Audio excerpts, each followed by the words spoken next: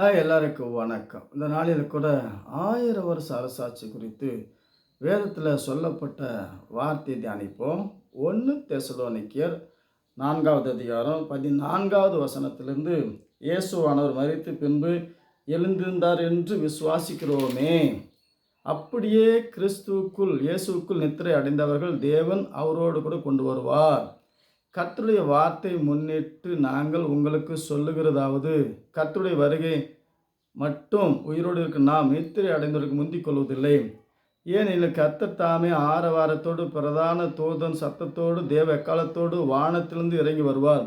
அப்பொழுது கிறிஸ்துவுக்குள் மரித்தவர்கள் முதலாவது எழுந்திருப்பார்கள். பின்பு உயிரோடு இருக்கும் நாமும் கர்த்தருக்கு எதிர்கொண்டு போக மேகங்கள் மேல் அவரோடு கூட ஆகாயத்தில் எடுத்துக்கொள்ளப்பட்டு இவ்விதமாய் எப்பொழுதும் கர்த்தரோடு கூட இருப்போம். ஆகவே இயேசு மரித்தார், உயிர்த்தார், எழுந்து விசுவாசிக்கிறோம். அப்படியே தேவன் இயேசுக்குள்ளே மரித்தவர்களை அவர் கொண்டு வருவார். கொண்டு வந்து இந்த பூமியில் மறுபடியும் கல்யாணம் பண்ணி வச்சு வாழ வைப்பாரா? இல்லை. நித்திரை அடைந்தவர்களுக்கு முந்திக் கொள்வதில்லை. அவர் பரிசுத்தவான்களை கொண்டு வருவார். மரித்தோரை உயிரோடு எழுப்புவார். உயிரோடு இருக்கிற நாமளும் மறுரூபமாகி எடுத்து கொள்ளப்படுவோம். பரலோக ராஜ்யத்துக்கு கொண்டு போகப்படுவோம். பூமியில் இல்லை.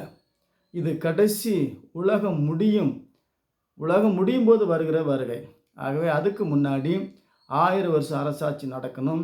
1000 வருஷ அரசாட்சி முடிஞ்சு ரகசிய வருகை, மணவாட்டி எடுத்துக்கொள்ளப்பட்டு ஆகாயத்தில் வேறு இடத்துல 7 வருஷம் பரலோக ராஜ்யம் தன் குமாரனுக்கு கல்யாணம் பண்ணுகிற ராஜாவுக்கு ஒப்பாக இருக்குது. ராஜாவுக்கு ராணி, புத்தி உள்ள கன்னி. இல்லைன்னா நீ தான் கழுவப்பட்ட பன்றி, மறுபடியும் சேர்த்துல பொருளவர். ஆகவே 1000 வருஷம் அரசாட்சி முடிஞ்சு ரகசிய வருகை முடிஞ்சு சாத்தானுடைய ஆட்சி, கோமாளி தாத்தானுடைய 7 வருஷம் ஆட்சி முடிஞ்சு கடைசியில் தான் தேவன் வருகிறார். ஆகவே உலகம் முடியும் போது தான் இந்த வருகை. தேவ தூதர்கள் எக்காலம் ஊதுவாங்க. கிறிஸ்துவுக்குள்ள மரித்தவர்கள் பரிசுத்தவான்கள் கொண்டு வருவார். பூமியில் நம்மளும் மறுரூபாய் எடுத்துக்கொள்ளப்பட்டு இவ்விதமாக என்றென்றைக்கு கர்த்தரோடு கூட இருப்போம். இது கடைசி வருகை. அதுக்கு முன்னாடி இப்போ நடக்கிறது, இப்போ தேவன் நமக்கு தர வேண்டியது 1000 வருஷ அரசாட்சி. அதுக்கு முன்னாடி இந்த யுத்தம், இந்த பஞ்சம், கொள்ளனை, இதெல்லாம் ஒரு ட்ரையல், ஒரு சேம்பல். ஆகவே இயேசு சொன்ன யுத்தமும் பஞ்சமும் உலகம் முடிஞ்சு கோகு யுத்தம், கடைசி யுத்தம் நடக்கும்.